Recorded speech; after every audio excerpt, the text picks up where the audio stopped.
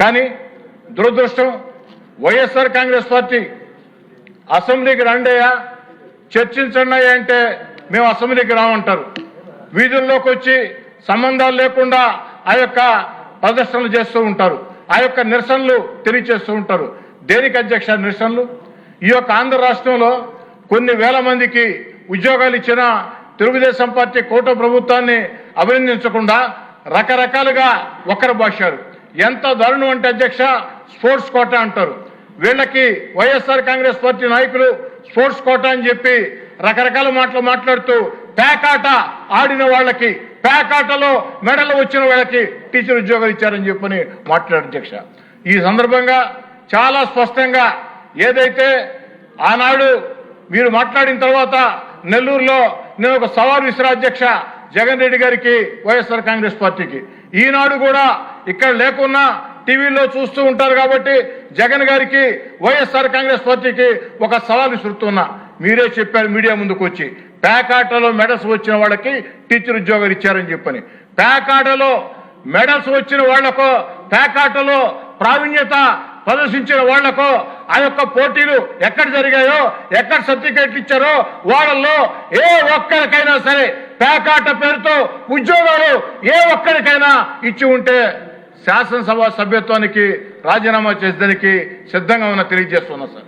ఎంత బాధాకరం అంటే గోళీలాటకి ఫుట్బాల్కి వైఎస్ఆర్ కాంగ్రెస్ పార్టీకి తేడా తెలియదు, గోళీలాటకి ఫుట్బాల్కి తేడా తెలియదు, బెల్లంకోడికి క్రికెట్కి తేడా తెలియదు.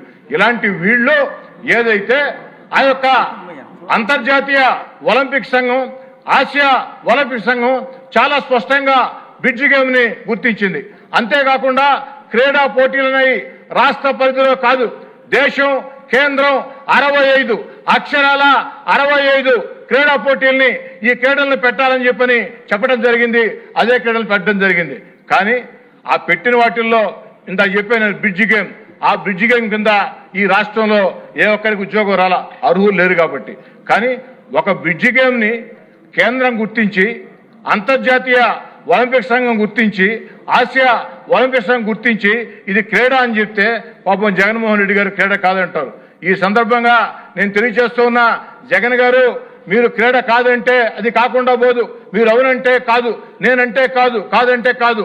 ఆ యొక్క క్రీడలకి ఒక స్పష్టమైనటువంటి విధానం ఉంది, ఆ విధానం మేరకే పోతూ ఉంటారని చెప్పని సవినయంగా తెలియజేస్తూ ఉన్నా. ఈ విధంగా అధ్యక్ష ఏదో సామెత చెప్పినట్టు ఎవడో ఒకడు విజయవాడలో బయలుదేరాడంట, వాడు స్నేహితుడు అడిగాడంట యాడికి రా అని చెప్పని. కాళహస్తిలో చెంబు దొంగతనం కోసం ఒంగోలు పోతున్నానని చెప్పాడంట.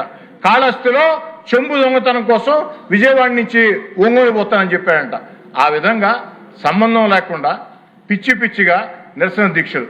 నేను జగన్ రెడ్డి గారికి చెప్తూ ఉన్నా, జగన్ గారు మీరు చేయాల్సింది నిరసన దీక్షలు కాదు, ప్రాయశ్చిత్త దీక్షలు చేయండి.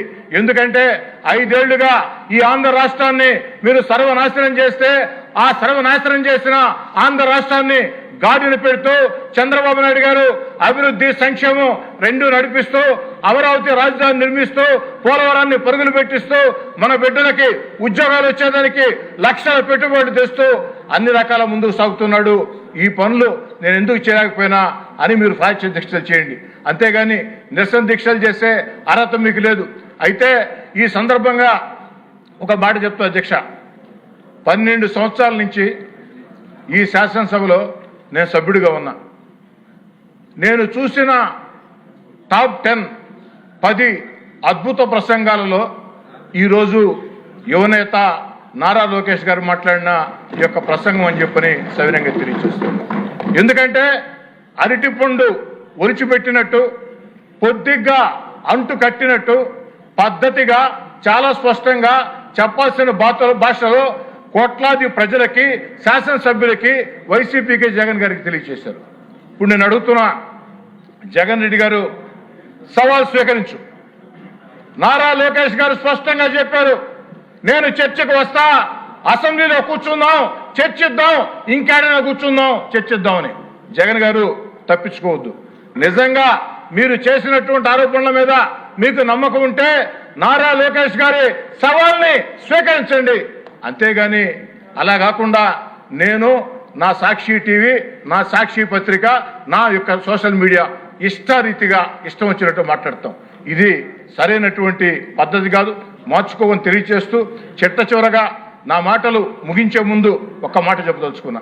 ఈ యొక్క రాష్ట్ర ముఖ్యమంత్రి చంద్రబాబు నాయుడు గారి ఆలోచనలు, ఉప ముఖ్యమంత్రి పవన్ కళ్యాణ్ ఆలోచనలు, యువనేత నారా లోకేష్ గారి కష్టం, ఇవన్నీ కూడా ఎక్కడికి వృధా కావు.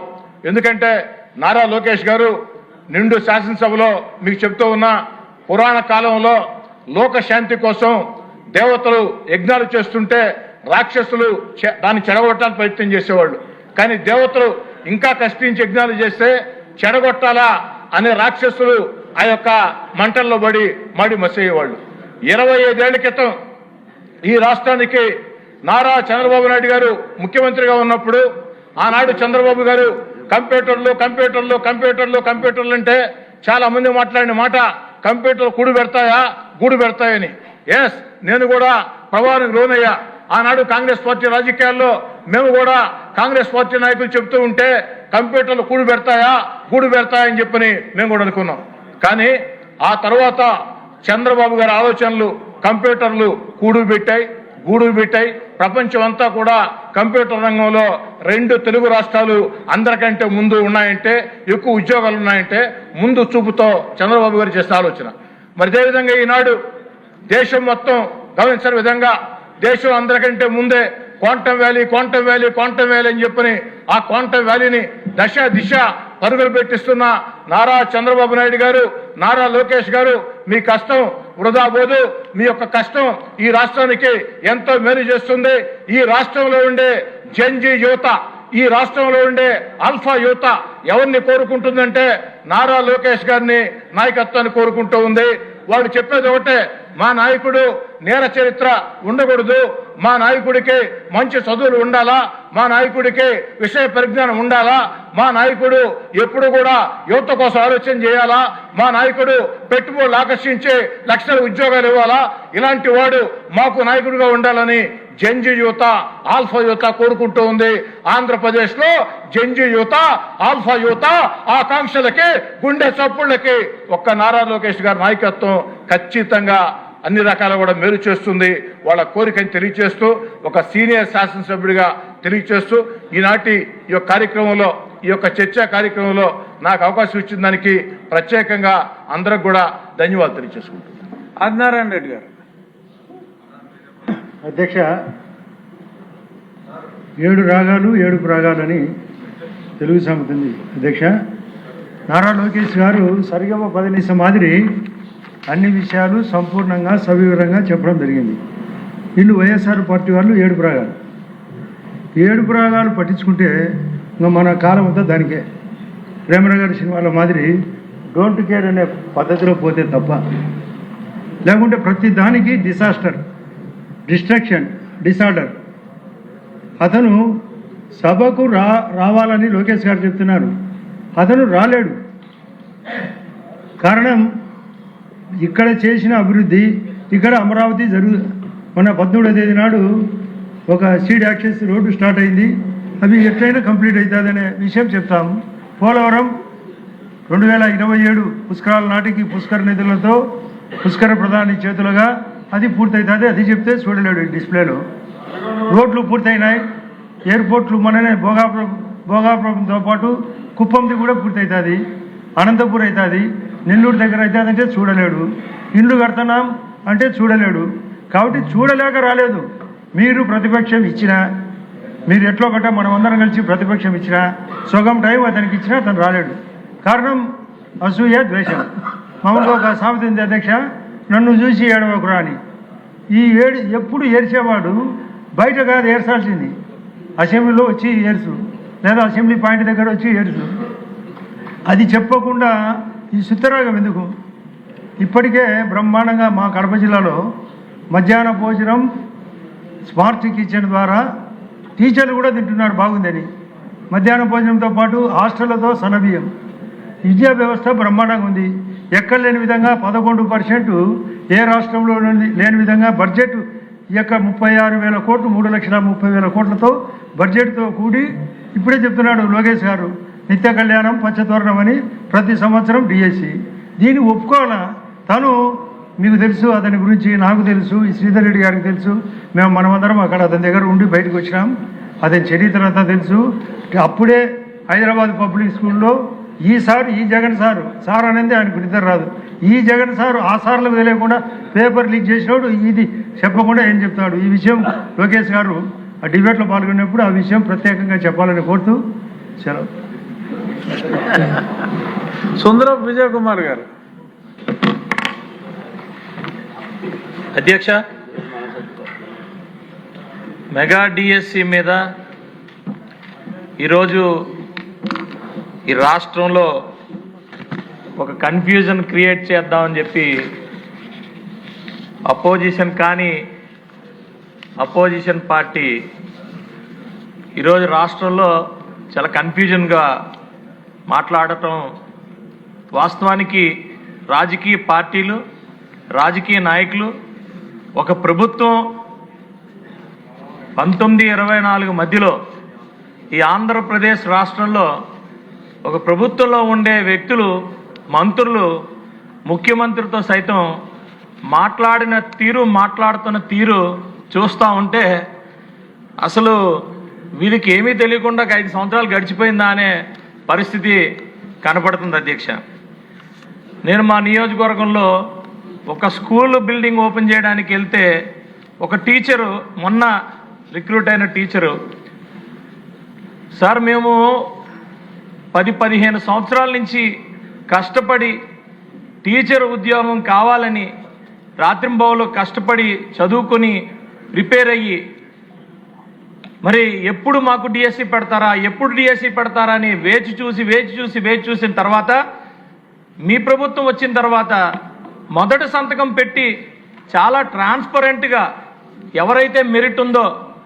వాళ్ళకి చాలా ట్రాన్స్పరెంట్గా మరి కండక్ట్ చేసిన ఒక డిఎస్సిని ఈరోజు అవమానిస్తూ ఉంటే మమ్మల్ని అందరినీ కూడా ఇంత కష్టపడిన మమ్మల్ని కూడా ఏదో బ్యాక్ డోర్ నుంచి వచ్చేసారన్న దీనికి ప్రచారం చేస్తూ ఉంటే మాకు చాలా బాధగా ఉంది సార్ అని వాళ్ళు వెళ్ళబుచ్చుకున్న పరిస్థితులు చూస్తూ ఉంటే నిజంగా వీళ్ళకి వాళ్ళ సొంత ఎజెండాలు తప్పితే ఒక ప్రభుత్వం అన్నా, ట్రాన్స్పరెన్సీ అన్నా, ప్రజలన్నా ఎవరి మీద కూడా వాళ్ళకి విలువ లేదనేది అక్కడ నిదర్శనంగా కనపడుతుంది. అధ్యక్ష, అయితే ఒక స్పోర్ట్స్ పర్సన్గా ఈ డిఎస్సి మీద నాకున్న అభిప్రాయాలు నేను ఈరోజు చెప్తా. అధ్యక్ష, మీరు అలాగే స్పీకర్ గారు అసెంబ్లీలో స్పోర్ట్స్ కండక్ట్ చేస్తే పెద్ద అంటే మీరు కూడా అలాగే పెద్ద అయిన బుచ్చయ్య చౌదరి గారు కానీ అందరం కూడా పార్టిసిపేట్ చేసి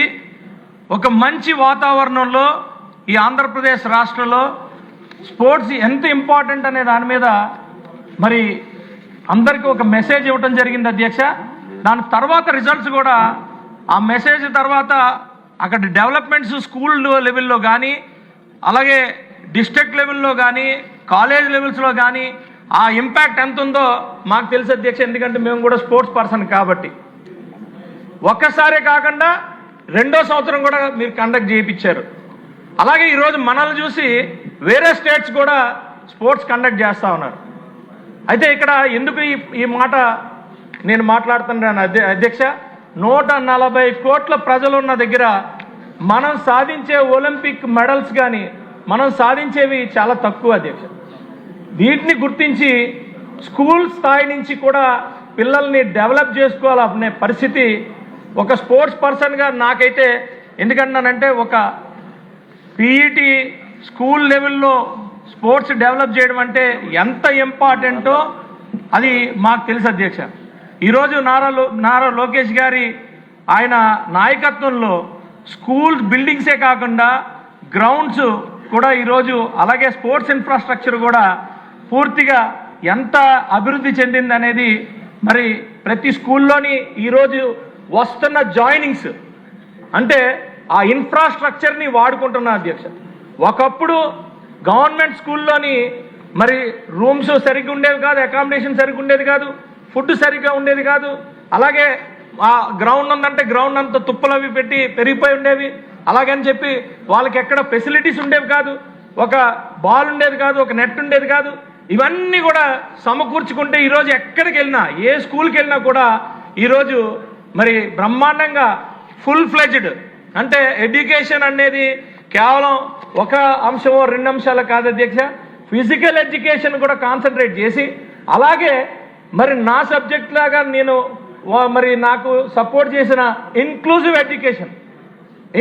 ఎడ్యుకేషన్ కూడా ఇది తుప్పు వదిలించుకోవాలి. అసలు స్పోర్ట్స్ ఫిజికల్ ఎడ్యుకేషన్ గురించే సరిగ్గా తెలియనే ఈ గొడ్డల పార్టీకి ఇన్క్లూజివ్ ఎడ్యుకేషన్ అనేది దేశంలోనే ఏపీ మోడల్ ఆఫ్ ఎడ్యుకేషన్గా రాబోయే రోజుల్లో ప్రతి స్టేట్లో కూడా రాబోతుంది అధ్యక్ష.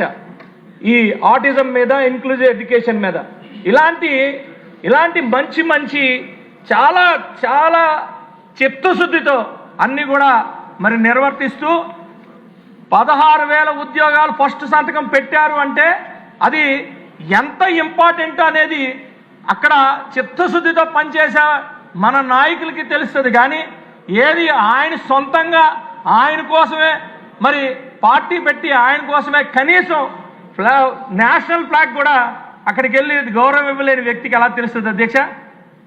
మా దగ్గరికి వచ్చిన ఒక పెద్ద నాయకుడు, ఆయన పేరు నేను ప్రస్తావించలేను, కానీ వాళ్ళ పార్టీ ఆవిర్భావ దినోత్సవంలో ఆయన హైదరాబాద్లో ఉంటే పదండి జెండా మరి వెళ్ళి ఎగరేద్దామంటే మీరు ఎగరేసేయండి అన్న జెండా, ఏది వాళ్ళ పార్టీదే. అలాంటి ఒక వ్యక్తి ఈరోజు మాట్లాడితే ఎలా మాట్లాడతాం అధ్యక్ష? నేను అడుగుతుంది ఏంటంటే, అసలు గేమ్స్ గురించి కానీ స్పోర్ట్స్ గురించి కానీ మీకు తెలుసా? ఇందులో ఎక్కడైతే ఈ డిఎస్సిలోని ఎక్కడ తప్పు జరిగిందో చెప్పండి, ఎక్కడ పొరపాటు జరిగిందో చెప్పండి, తీసుకుంటాం. చర్చికి రండి అంటే చర్చికి రాకుండా ఊరికే బయట ఏదో ఎవరో కాక్రోచ్ పార్టీ ఎక్కడో ఏదో చేసిందని చెప్పి వాళ్ళని ఆదర్శంగా తీసుకొని ఇక్కడ వాతలు పెట్టుకుందాం అంటే ఎలా అవుతుందనే అధ్యక్ష నేను అడుగుతా ఉన్నాను. ఏ డిఎస్సిలో ఇంటర్నేషనల్, నేషనల్ సర్టిఫికేట్ వైజ్గా ఎవరెవరు క్యాండిడేట్స్ ఉన్నారో ఆ క్యాండిడేట్స్ పైనుంచి కింద వరకు వచ్చి వాళ్ళకి ఇస్తారు అధ్యక్ష ఈ ఉద్యోగ అవకాశాలు. ఇవన్నీ కూడా మరి వాళ్ళకి తెలియకపోతే ఎలా అధ్యక్ష? దీన్ని అన్నిటికీ పంపించారు. SAAP sports authority of Andhra Pradesh ఫెడరేషన్లకు పంపించింది, అలాగే స్టేట్ అసోసియేషన్లకు పంపించింది. వాళ్ళు ఎంక్వైరీ చేసుకున్నారు. పూర్తిగా ఎంక్వైరీ చేసుకున్న తర్వాత 2-3 ప్లేసెస్లో ఎంక్వైరీ చేసుకున్న తర్వాత అప్పుడు మరి వాళ్ళకు ఉద్యోగాలు ఇచ్చారనే ఇంగిత జ్ఞానం కూడా, కనీస జ్ఞానం కూడా లేని ఈ గొడ్డల పార్టీకి ఎలా పడితే అలా మాట్లాడితే మరి మేము ఏమనాలో కూడా అర్థం కాదు అధ్యక్ష. నాకు అర్థం కాలే. గేమ్స్ అంటే వీడియో గేమ్స్ వరకు మాత్రమే వాళ్ళకి తెలిస్తే మరి వాళ్ళ గురించి మనం మాట్లాడుకోవడం కూడా వేస్ట్ అని నా ఉద్దేశం అధ్యక్ష. కాబట్టి నేనేమడుగుతున్నా అంటే దయచేసి మరి నారా లోకేష్ గారికి నేను అడుగుతుంది ఏంటంటే, కనీసం ఆ స్పోర్ట్స్ గురించి వాటి గురించి కొన్ని క్లాసులు పెట్టండి. ఆ క్లాసుల్లో కనీసం అంటే ఇక్కడికి ఎలా రాలేకపోయినా అక్కడన్నా క్లాసులు పెట్టండి. ఎడ్యుకేషన్ అంటే చెప్పండి, ఎలాగా ఇది చేస్తారో చెప్తే మరి కనీసం ఈ టైం అన్నా వేస్ట్ అవ్వకుండా ఉంటుందని చెప్పి లోకేష్ గారికి నేను అడుగుతా ఉన్నాను అధ్యక్ష. ఏది ఏమైనా ఈరోజు ఓపెన్గా చెప్తున్నా అధ్యక్ష, స్పోర్ట్స్ 100% డెవలప్ అవుతుంది. ప్రతి పిల్లోడు ఈరోజు ఏదైతే ఈ మొబైల్ ఫోన్స్ వాటి మీద ఎక్కువ దృష్టి పెట్టే పరిస్థితి నుంచి ఈరోజు ఈ పీఈటీలని వాళ్ళని అందరినీ ఈ స్పోర్ట్స్ డెవలప్ చేయడం వల్ల స్లోగా మన పిల్లలందరూ కూడా స్పోర్ట్స్ వైపు, గేమ్స్ వైపు మారడం వల్ల వాళ్ళ ఆరోగ్యకరంగా ఉన్నందుకు నేను ఈ ప్రభుత్వానికి ధన్యవాదాలు తెలియజేసుకుంటున్నాను అధ్యక్ష. థ్యాంక్ యూ వెరీ మచ్ అధ్యక్ష. సమయాభావం ఉంది. సభ్యులు కూడా ఇంకా 4-5 ఉన్నారు కాబట్టి కొంచెం సుదీర్ఘంగా కాకుండా జస్ట్ బ్రీఫ్గా మీ మదిలో భావాలు చెప్తే బాగుంటుంది. ముందు ఆదర్శవంతంగా సోమిరెడ్డి గారు. అవకాశం ఇచ్చినందుకు ధన్యవాదాలు అధ్యక్ష. లోకేష్ బాబు గారు